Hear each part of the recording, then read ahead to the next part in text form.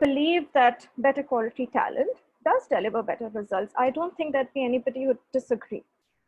So it's not just that we as acquisition professionals or hiring managers believe this. It's also important that to know that CEOs also believe this. Hiring talent remains the #1 priority of CEOs across the world.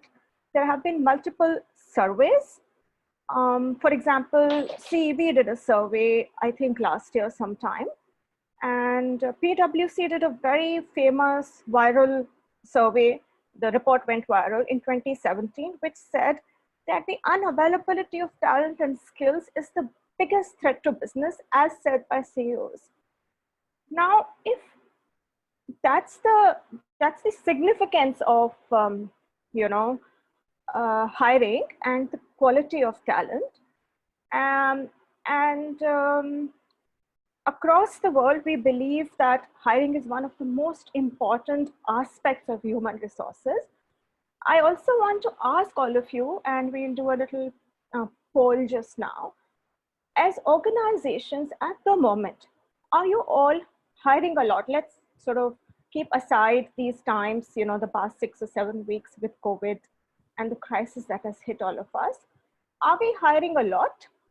And are we spending a lot of, enormous amounts on hiring? We're just going to display a poll. And yes, thank you, Amit, for your response. Anurag will just share a poll. And I'd like all of you to respond to that. And we'd like to know how many of you believe that barring the COVID times, we are overall hiring a lot. And that we are spending significant amounts on hiring.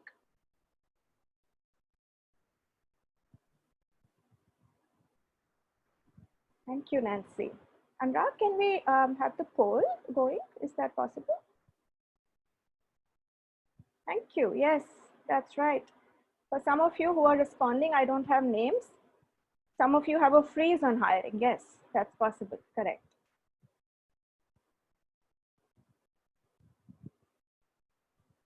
Not much hiring. Okay. Some of you are hiring a lot. Yes, that's right. Yes, naturally. I mean, the times at the moment in the last 6 weeks are such that we may not be hiring as much.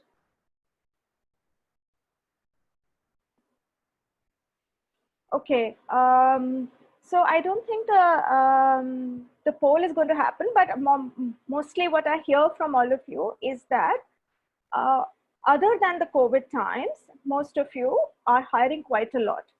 Next question. So naturally, you can see the question on the screen. Do you think we spend significant amounts on hiring when we hire? Let's say we're hiring a lot. Do we spend significant amounts on hiring? Okay, Neha, thank you. Yes, all right, Amit. Definitely, yes, we do. Yes. Even though we use online media a lot, right? Even then, yes, we do. Yes, absolutely. Okay, that's a resounding yes so far. Thank you for everybody who's responding. So we definitely spend a lot. Now, if I was to just share some very quick numbers with you, I have some numbers from the US, and I'm sure Indian numbers look even bigger.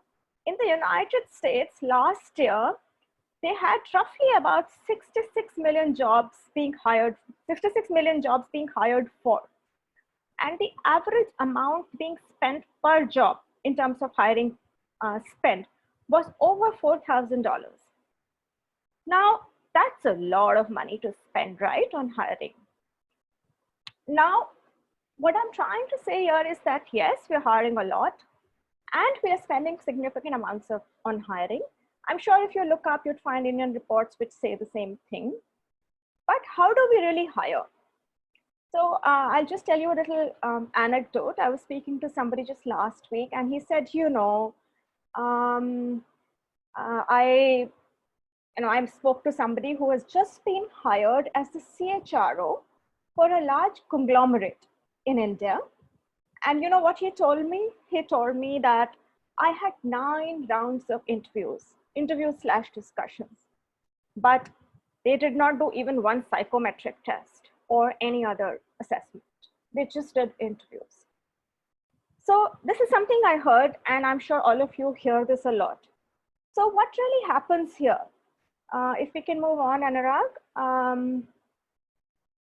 What really happens is, how do we hire? We do some kind of a screening discussion, right? We do a screening discussion which generally happens over the phone, before which we get we put out our jobs, our roles online, and we seek applications online, right? Once the applications come, our process is what I refer to as Wild Wild West, which means do interviews, do some more interviews, do some more interviews, and if you're not sure, do another interview. Typically, these interviews are between HR round, business round, maybe another external, I mean a different stakeholder, etc. And then when you have all these inputs from interviews, you sit down and you consolidate this information. Anurag, can you just go through all those animations? Thank you. So you consolidate all this information and you consolidate it over a discussion, which is another, just a verbal discussion. So that's what really happens.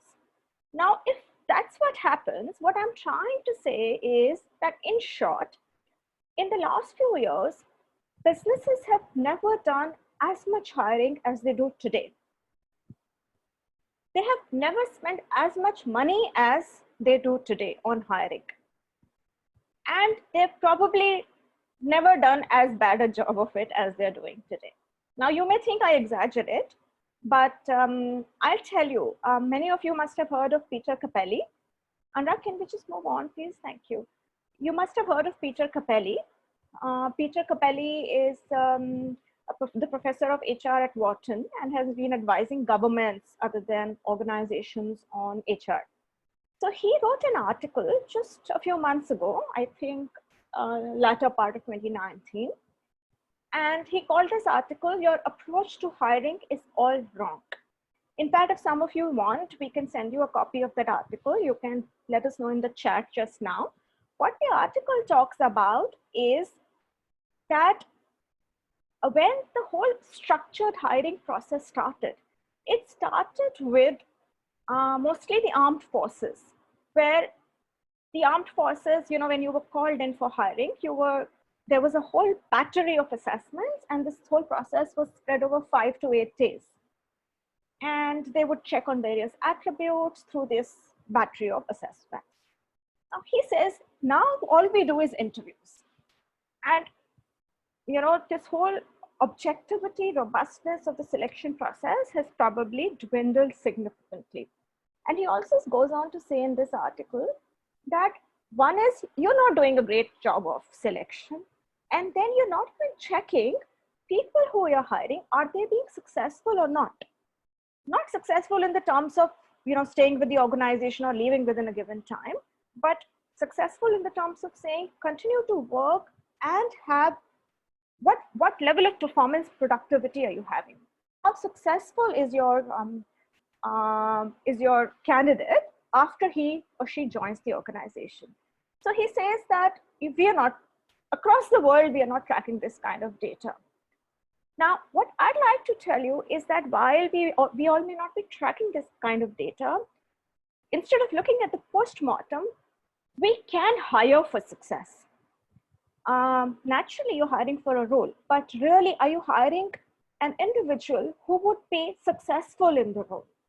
And we'll come to that in a bit, and that's the topic of discussion in a little in the latter part of the webinar today.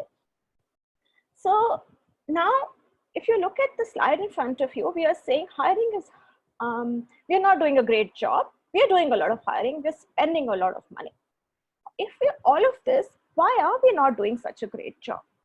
I think all of you here will agree that our jobs as acquisition professionals are very, very difficult, right? It's not an easy job.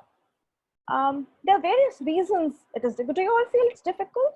And if you do feel it's a hard job, tell me, why do you think it is a hard job? I'm going to take a pause here now. And okay, somebody says it's not difficult. Okay, fair enough. But whoever thinks it's hard, why do you think it is hard? And I'll come to people who are saying no in a short while, and we'll have a discussion. So why is our job hard?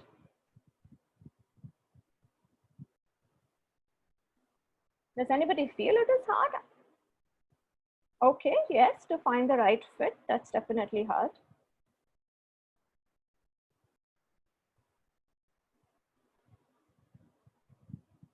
Okay. Yes, we come with limitations. That's absolutely correct. Very difficult to gauge a candidate in minutes. Find the right candidate at the right compensation. Yes, you have a pool of candidates and really hard to say which one is a good fit. Yes, absolutely. Yes, overall, if you try to do a robust, fair, objective assessment, it is not an easy job. And I'll tell you why. There are various reasons, and we'll just go into that. First, even mathematically, the odds are against us. Anurag, if we can move on. Now, there are various reasons our job is hard. First, the odds are against us, and I'll tell you how mathematically, no matter how hard we try as acquisition professionals, we can get it right only to a degree. Assessments are hard. And like one of you already said that we have limitations, and one of the limitations is biases, and we'll talk about that. And there are misplaced interests. Some people are saying that we don't have a pool. Yes, that's possible. Access to talent is another thing. Now, I'm going to just take you through why, in our experience with various organizations across sectors, how we have bucketized the difficulties that talent acquisition professionals face. This is also inspired from already published works in talent acquisition. So mathematically, now, what we have in front of us is just a little quick algorithm, which says that all of us intend to hire the top 10%. That should be a fair assumption to make, right? We all want to hire the best talent. And even if you take the most objective process, a most objective selection toolkit or an assessment toolkit, there is 90% accuracy in assessments. That's really the best we can get. So if that is true, then what percentage of this top 10 will be actually higher? Anurag, can we have the entire slide so that everybody can take a look? Thank you. Now, if you just do a quick mathematical calculation, you will see that if there were 100 professionals and your intent is to hire 10, but accuracy of assessments is 90. If you look at the gray boxes in the bottom left, you will see that you will assess 9 as top 10 from the top 10. And you will assess 81 as bottom 90 from the top 90. This article is also available to us. Should you be interested, we'll send it to you. But what we're really saying is that in doing this, you will actually end up assessing 18 people as top 10 because you will assess the top 10 and you will assess the bottom 90, right? And the accuracy will be only 90%. If the accuracy is only 90%, even with complete objectivity, you have a possibility, actually a high probability of 50% error, which means right from the word get go, our job is really hard because no matter how hard we try, there will be a huge margin for error. If that be true, then how do we really improve our efficacy and bring in robustness into selection? And we'll come to that. But before that, what are some of the other difficulties we face as talent acquisition professionals? One is, like somebody already said, we are biased. All of us are biased. And we may be biased in different ways. You know, have you heard of some biases? There are also geographical biases in India, right? People from the north are such, people from the south are such. These are called branding biases. Anybody's come across these north-south biases or similar such geographical biases? Yes, people from the north are aggressive. People from the south are either intellectual or shy or any such thing. People from Mumbai are more professional, so on and so forth. Right? So we all have these biases. Some of these are called the ones that I was referring to was branding bias. You brand people or label them in a certain way. And there are many other biases. Yes. There are also biases about, oh, this person has come late to the interview today. He must be a slacker, must be indisciplined, may not give importance to punctuality, etc.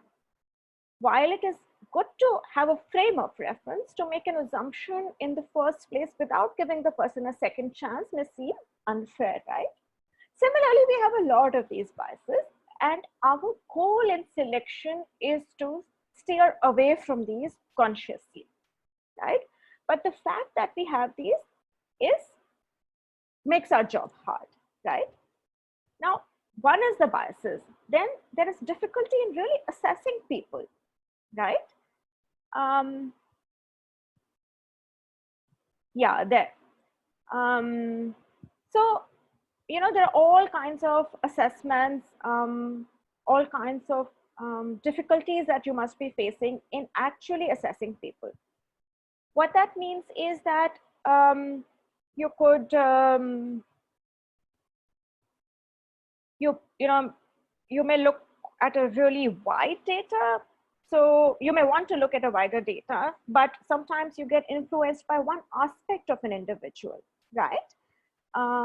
You tend to look at only one or two skills in an individual rather than look at maybe all his experiences, behaviors, competencies, attitude, all of that. There's also sometimes you get carried away by emotion, like I already said, you know, oh, this person is not dressed well. Maybe I'm a stickler for dressing, and I like people who are dressed well, but the person I meet is not dressed well. So that emotion overrides actual facts, tangible facts. Yes, halo effect is another one, that's right. And there are many such things that come in our way. Sometimes we get starstruck, right? Some people are just the opposite. They dress up really well, right? So we say, oh, okay, this person must be a stickler for values, may or may not be necessarily true. So basically, assessing people is hard, right? And we try to do these through impressions, through judgments, and my pet peeve, through unstructured interviews. So our jobs are really hard. And then lastly, we have to deal with misplaced interest. So there are people who are sometimes against us, in the sense of saying that, there could be competition which is in your way, who's trying to maybe sometimes send people to see what you all are doing. And, you know, so there may be hidden enemies like competition. There may be somebody who's trying to sabotage your hiring.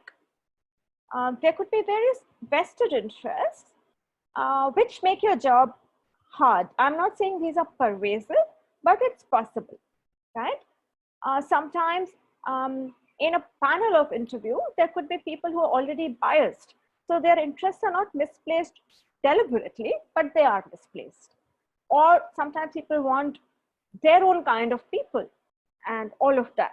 So our jobs overall as acquisition professionals are really, really hard. So now, if your jobs are so hard, what are some of the trade-offs or compromises that you're willing to make? Yes, that's right. People are afraid to sometimes hire people better than them. Many times, actually, that's, I think, a fear in most people. Thank you, Amit, for bringing that up. I was also curious. So, you know, if your jobs are so difficult and hiring is so important, and we're spending so much money on hiring, then really, what are some of the compromises you're willing to make? And what's the science behind hiring? How do you make sure that the science is known to all the stakeholders and people hire in a way that makes your job easier and the whole process objective and fair? Anurag, can we move on? So some of the questions that are on my mind are, Yes, idiosyncratic effect. Thank you for bringing that up. Some of the questions that are on my mind are, if there are X things we're going to hire for, okay, I'm talking about trade-offs now. Let's say you're hiring for communication, because let's say it's a job which requires excellent verbal communication. You're hiring for the skill of sales, and you're hiring for relationship management. Now, you find a person, an incumbent, who has two out of these three. What will you trade off, and how and why? So that's one. So what really, from what you're hiring for, the set of skills, competencies, behaviors, could you trade off? Which means, how will you set those priorities? Now, if you had to talk to the business, let's assume you work in HR and you talk to business, what will you compromise upon? Because they may have their own priorities in hiring an individual, right? अरे इसको sales अच्छे से आनी चाहिए, closure ठीक नहीं करता है, उसका रन रेट अच्छा नहीं था, but you are saying he's presentable, he has great communication, he will learn on the job. So where will you make the compromise and how? What helps you do all of this is the science. When we are very sure what we are hiring for and how are we assessing for those traits, behaviors, skills, competencies, we can then establish the right compromise through persuasion with the business. Okay, I'm going to take a pause here and invite any thoughts, views on how people are using some of the tools or measures to impress upon businesses on why someone should be hired. For an example, when you have to make a compromise, you may go and tell a business manager that, actually I did a work test. And the work test tells me that this person, for example, let's say you were hiring a person for compensation, a CNB person, that we've done a work test and this person has done work which is of great quality, let's say 8 on 10, and therefore we should hire this person. If you would have done the work test, you would be able to impress upon the business, right? Yes, somebody wants to talk. Is there anybody who wants to share their view on if they've had a chance to impress upon business their views? I'm also happy if you put it on chat. Okay, Amit, would you like to speak? We can't hear you. Can you unmute yourself? Yes, you have unmuted. Can you all hear Amit?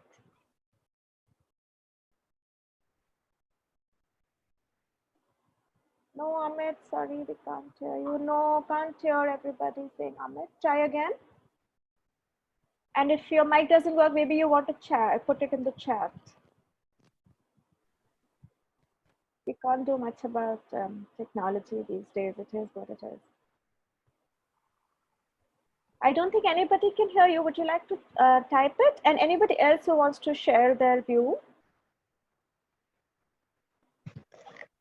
So Garima, this is Ekta from Yes. Aster DM Health Limited. I take care of the talent acquisition for Pan India. Okay.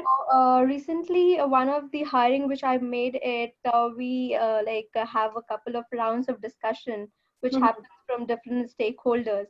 So I found that person that person has an attitude to learn things, and she was already doing that kind of a role, but not in that kind of an exposure she had. So she was looking for a right, probably the opportunity. So she was lacking in couple of areas. So we asked her to learn those things and then come back to us. So in another 2 weeks, she called me up and told us that she is well prepared for the next round of discussion. And then when she got interviewed, she cracked it. Okay. So that's what we always look for, a person who has the attitude to learn things and who can perform well. Sure. That's wonderful. Thank you for sharing that, Ekta. And we will go into some of the details of really how to look at some structured methods of assessments. Work test is one of them, and there could be multiple others, and we'll go into that in a bit. So yes, Amit is saying that they do hire people on the basis of cultural assessments. Fair enough. So we'll look at a toolkit in a little bit, and we'll also have a discussion around what are the skills we should have as hiring managers to be able to deploy these toolkits and these methods of assessment. So, okay, we do understand that people are using various tools, and that the conundrum is really, really hard, but it is something that can be cracked. So if we move on, Anurag, I have one more question for all of you here. What are some of the important things to assess during hiring? So I hear some people said that we'll hire for attitude. Ekta was talking a little bit about learnability. What are some of the other things? You can type in the chat box, and we will capture all the responses. Okay, personality, person, reality, all right. Knowledge, attitude, and skills, okay. Behavior, interesting. All of this needs to be assessed. Will and skill, intention, okay. Fire in the belly, interesting, Snehal. Local fitment, okay, geographically and maybe in that office and in that area. What inspires that person? All right, that could possibly be a discussion or a question you ask that person. Role and scalability. Okay, hold that thought, park it, and we'll come to that. Interest and alignment to the role. I think what you're mentioning is the role fit. Competencies, aptitude, culture fitment, willingness to learn. Wow, we are hiring for a lot here, right? There is so much that we want to assess. I'm not going to go into it, but I'll just give you 30 seconds to reflect on if you had to assess one person on multiple of these aspects, right? Maybe not all, but let's say competencies, cultural fitment, which is the org fit, alignment to the role, which is what one of you said. What inspires that person? Let's say I pick these 4 things, and I say that now assess this person on these 4 areas. You would definitely have to use multiple tools. You can't assess all of these things through what I call an unstructured interview. Can you? I doubt it. Now, if that be the case, yes, absolutely. Yes, along with technical competence, how could we forget that? So if that be the case, then what are really some of the important things we should assess for and how? We are going to play a video. We'll just try and play a video for you. We'll see if it works. And this is a video by Claudio Arroz. Claudio Arroz was, I don't know if he still is, but he used to be the MD at Egon Zehnder and used to lead all of their search across the world. And he's written a beautiful book called Great People Decisions. This is from there. So pay attention, and we'll discuss this after this finishes. Great people decisions. And I guess, so first of all, welcome. Thank you very much. It's a pleasure and an honor to be here today. Thank you for taking the time out of the World Business Forum to share your insights with us. And I'd like to start, I guess, with the simplest question, which is, what are great people decisions? Great people decisions are great appointments, whether you promote someone from within or hire someone from outside. Great appointments at the top of a leadership team. And they are extremely important for 2 reasons. First, they are the most important factor for our career success. Because once we become manager, nothing is more important than choosing the right people in our teams. Everything will depend on that, our results, our performance, our risks, our chances of being promoted. Second, they are crucially important because they are the most important factor for influencing the value of our companies. There are some things that you cannot influence, such as the year you're living in, the economic environment, but one thing that you can influence is who are going to be the leaders, and that is the largest factor that is controllable and has an impact in value. So that's why they are so important. The question that many of my students would like to ask you probably is, what advice would you give them? They are already in fairly senior positions, to really enhance their team and have the professionals you're talking about. Making great people decisions is not an art. It's not the result of a gut feeling or an intuition. Making great people decisions is a craft and a discipline that can be learned and should be learned for a career success. The first important point is about what to look for in a candidate. And we tend to focus on the hard because it is easier to measure.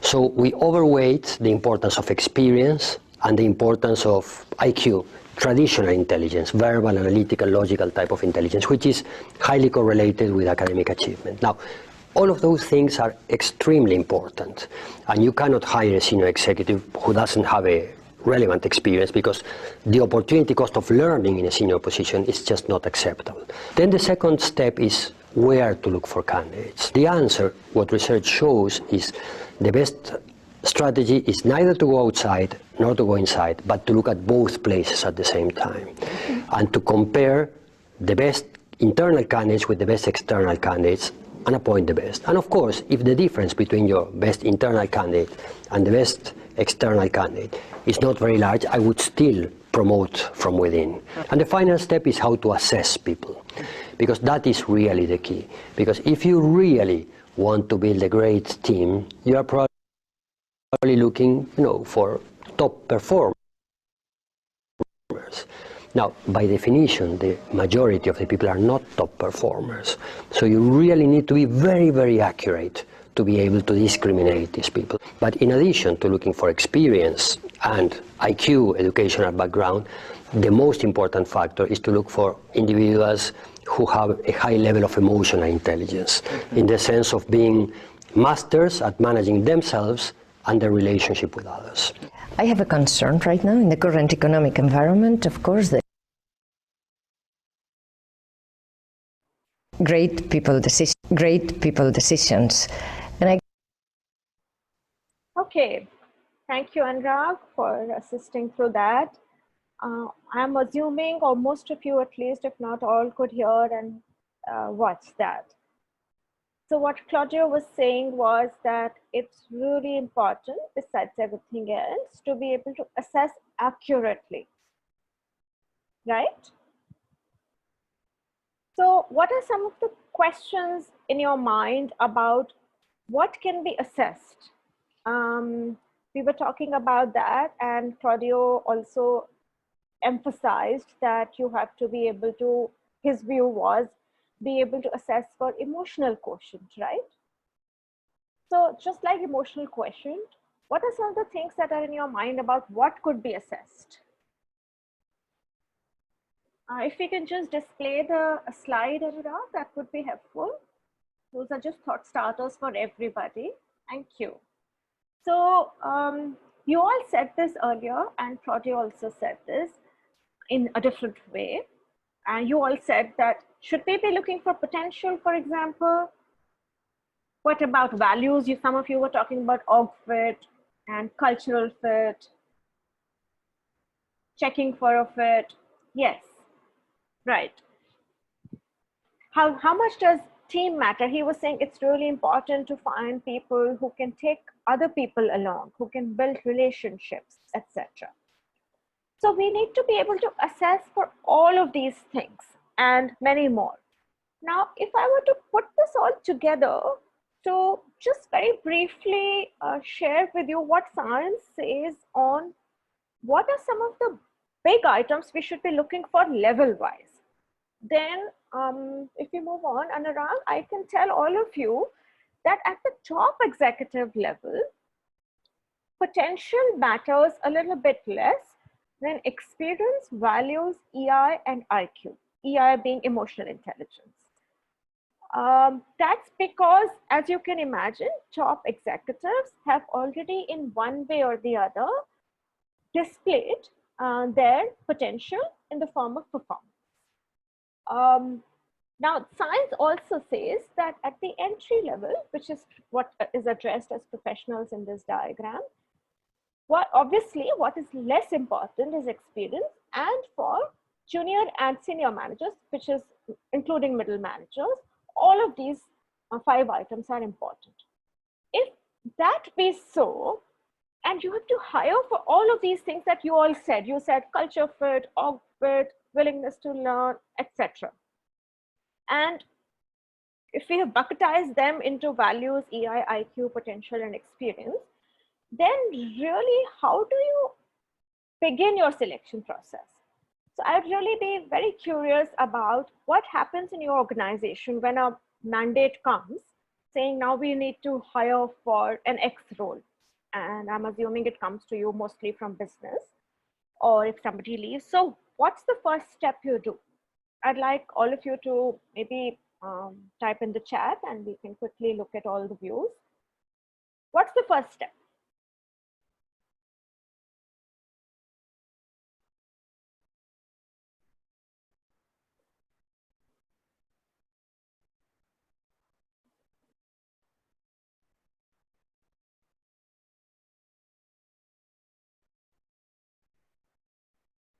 Anurag, can we move to the next slide maybe? Yes. Look for internal candidates. Yes. That's right. And the next one slide, Anurag. Yes, please. Thank you. How do you start your selection process? Check the job specification and description. Yes, absolutely. That's right. You check for a job description. If it's a new role, then you probably write a job description. You craft a job description, right? And you probably look at already published job descriptions and say, okay, this fits in. What do I need to modify in the job description? And that's where you pick up the thread for hiring. And I'm not going to, maybe I'll repeat myself, but then after that, generally the process is wild, wild west. Okay. Yes, that's right. Understand the job, the role, why is it required, the budget, which is the compensation, and then start at sourcing. That's right, Priya. Correct. Thank you for bringing that up. Now, that's typically how we start the selection process.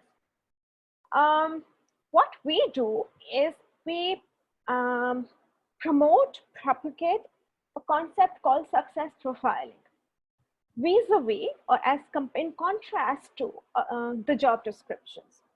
Anurag, if we can move on. Now, while a job description will give you the general tasks, duties, responsibilities, it really talks about the role, right? What a success profile does, it talks about who are you, not about what you're going to do. So really, what we do is we drill down to say, how do we arrive at an individual? How do we select an individual who's going to be successful in this role? It's not a concept we've created. This was created by DDI, and we just use it very, very pervasively. Now, success profiling is a very incisive, insightful process. And I'll tell you in a moment on how do we go about doing it. But it's just a one step forward from the job description. In that, it identifies who is this individual and why do we think that he would be successful in this role. If we move on,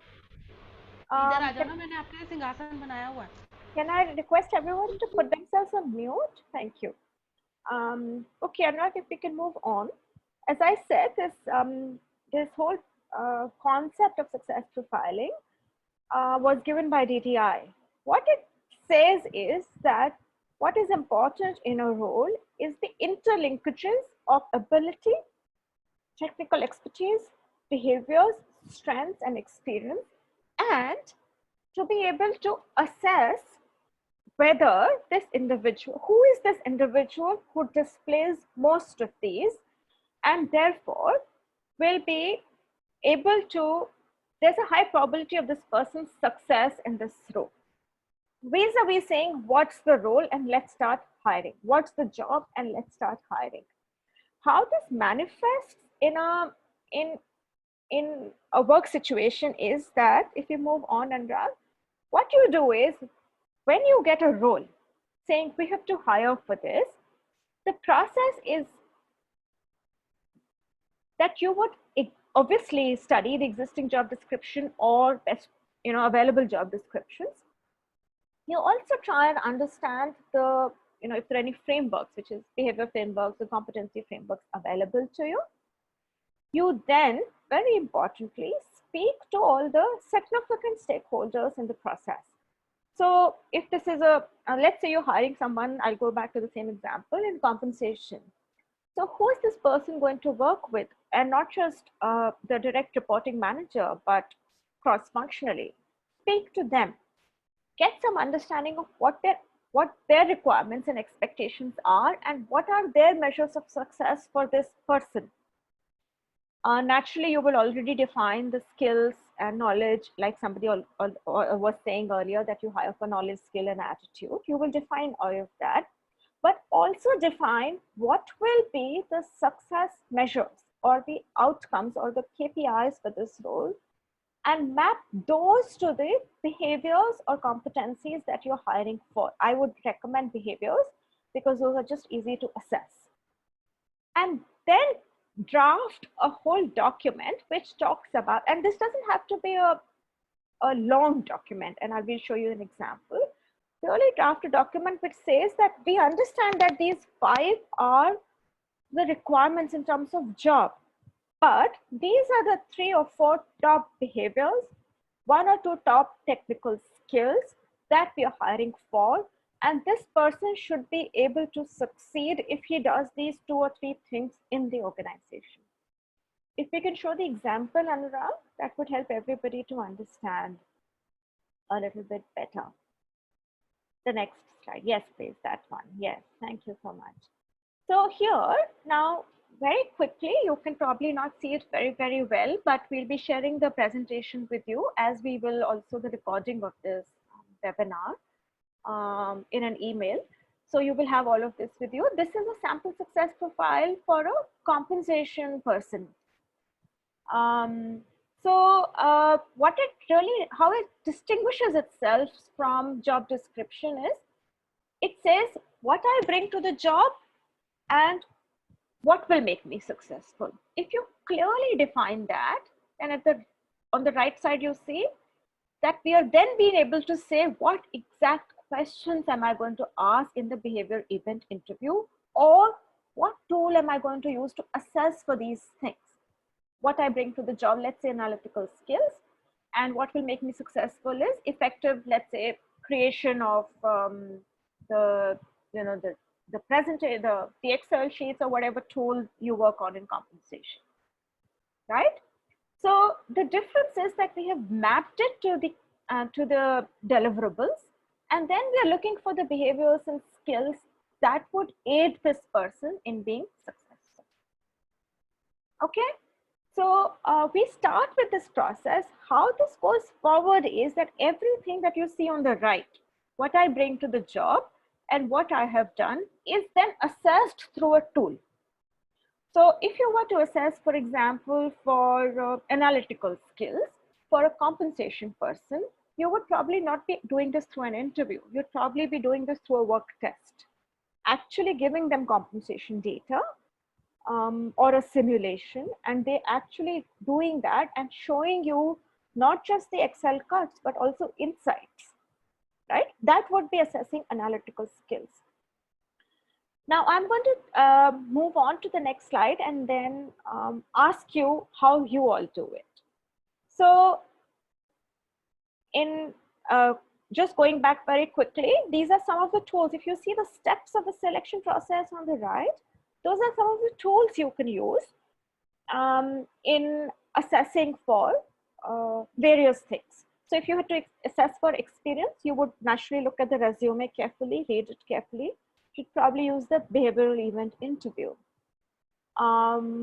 If you were to do technical, you would probably do a work sampling or a work test, just like I was mentioning just now. For behaviors, you would again do a BI. You could be doing a psychometric assessment. You could probably be doing a psychometric assessment and then a BI based on that psychometric assessment, right? So these are some of the tools that you can use. I'm going to now pause and ask you, Amongst these tools or any others, what are some of the tools you all are using in your organizations? How do you do resume screening, many of you? Do you all have checklists of a resume saying, how do you bring objectivity to the resume screening process, for example? Is there a way some of you do that? Do resume screening very, very objectively? Anybody? If somebody would like to speak up, that's also fine. Please unmute yourself and we could hear you, or you could type in the chat. I'm not sure what CTQ is, if you could help me. I don't see your name. It just says 1+6, but.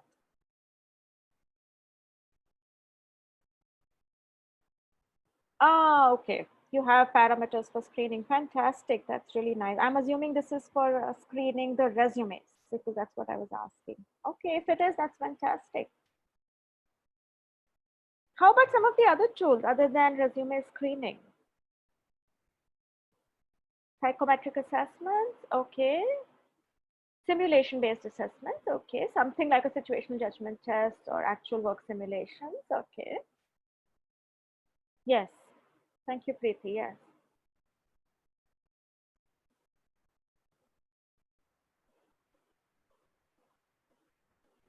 Okay, Hogan, okay, nice. I'm a big proponent of Hogan, Amit, and it's a fantastic psychometric tool. They're all basically, many of them are based on the big five, but Hogan has done a great job of simplifying it and just making it very robust.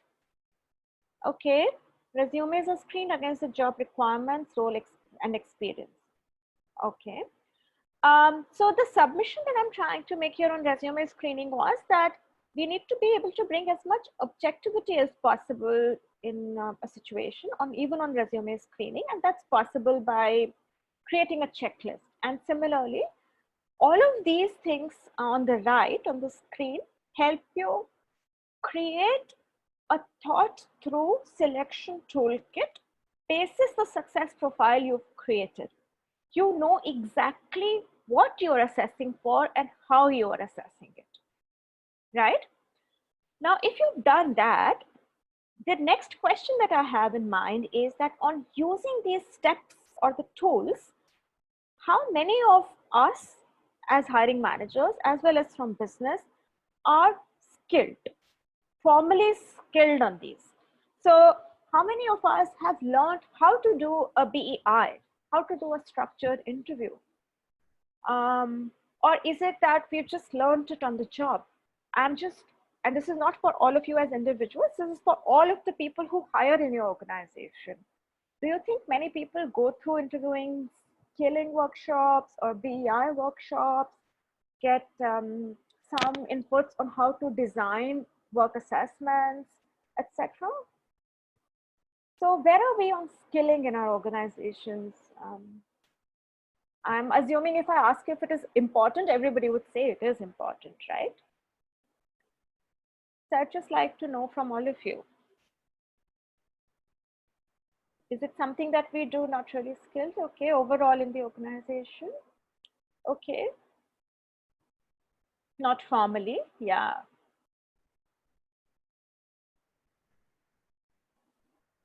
I'm not sure what you mean by they gave it to us, but you're saying that the business gives you the technical tests, fair enough. But how about interviewing? And BI is always done by skilled people, yes. But there are a lot of people interviewing and asking all sorts of questions which are not behavioral event based, right? Business is not trained, yes.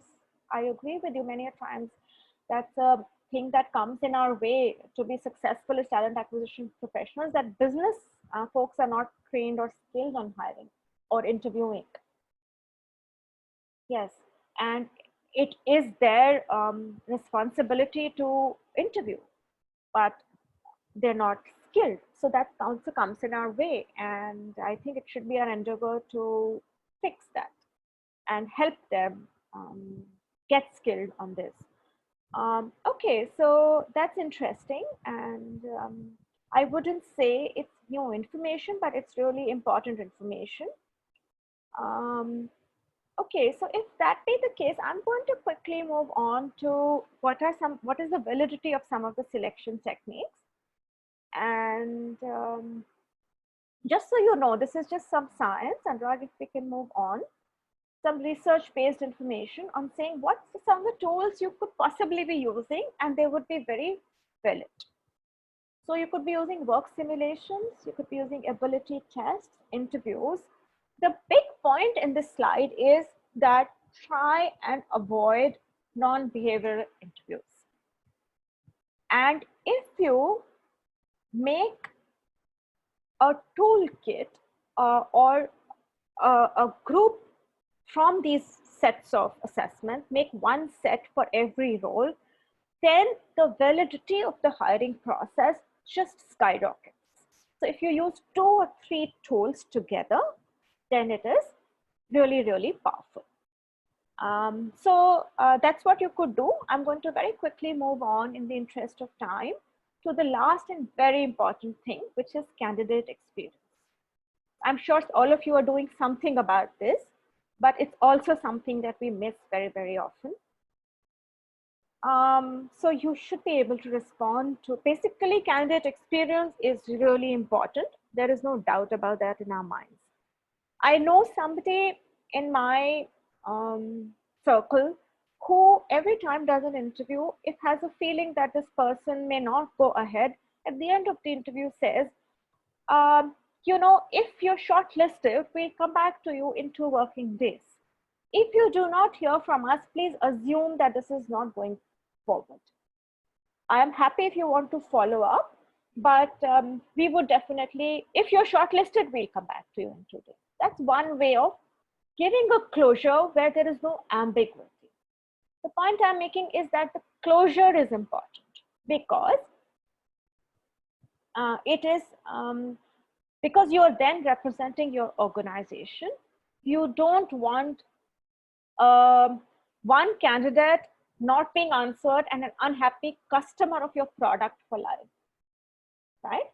So very quickly, one last question to all of you. If you can move on, Anurag, what are some of the best practices your company adopts for enhancing customer experience? Sorry, candidate experience. How do you enhance candidate experience? You can type, or if someone wants to very quickly speak. We're almost to the end, and I'm going to just take, if everyone's okay, we'll just go above by 2 to 3 minutes. Is that okay for everyone? I would request everyone to stay on for another 2 to 3 minutes. Yeah, minimize wait time. Yes, reduced waiting time. Very, very important. Okay, fantastic. Yes, that's right. Walking the candidate to the door. Fantastic. So we all have cognizance of the fact that candidate experience is important. I'd like everyone to reflect on whether all your hiring managers use some of these tips, values that you are using to be able to give a good candidate experience. And if not, then how could you possibly embed and cascade these gestures and values that you're using, right? So that's the last reflection that I'd like to leave with you. If you just have a minute or two, I'd quickly tell you how we do this at SDF. Anurag, if we can move on. So what we do for our clients and for anybody we're hiring for or internally when we're hiring is we create a success profile. I took you through that. We present 4 right fit candidates to our clients, and I urge you all to look at this and do this for your stakeholders. Present 4 right fit candidates after having run the entire selection toolkit, 1-page report for each candidate, and all these 4 candidates placed side to side on a single page for a quick reference, including their skills, experience, behaviors, or whatever you've assessed them for. If we move on, how we do this is that in presenting these 4 candidates and 1-pagers, we have created the success profile. as consultants, of course, we are mapping the entire market. From the market map, we are creating a long list, identifying the, shortlisting people based on initial conversations, and then presenting the final 4 that you see at the bottom, right? So that's what we do. If any one of you here has any questions about how we do, what we do, you need any further information on selection, interviewing, etc., please reach out to me or Sakshi or anybody. You can just respond to us on email. My email ID is garima@saltodfa.com. I'm just going to type it. Maybe Anurag can type it for all of you in the chat. And lastly, I have one question for you. Just one last question, and then we will say our bye-byes. What is the one tool or tip or learning that you've had today? If you can just type that in the chat box. And while you do that, thank you very much, all of you, for joining. It has been wonderful. Yes, thank you very much. It has been wonderful. I think you all have participated very well. We started with the intent of contributing and learning. And all your messages in the chat have been extremely powerful for us also. Okay, thank you very much. Please do type in the chat on one learning that you've had. We will also quickly follow up with an email with 2 or 3 quick questions for your feedback. If you have the time, please, it will take you less than a minute. Please do fill that as well. How to use a success profile. Okay, fantastic.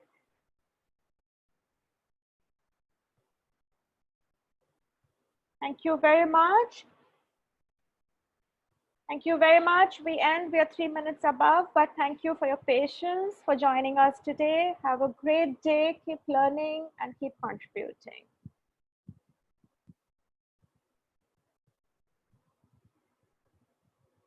Thank you. Thank you. Bye-bye. Thank you. Stay in touch, all of you. Thank you. Bye-bye. Call us for any assistance you need. Thank you. Bye.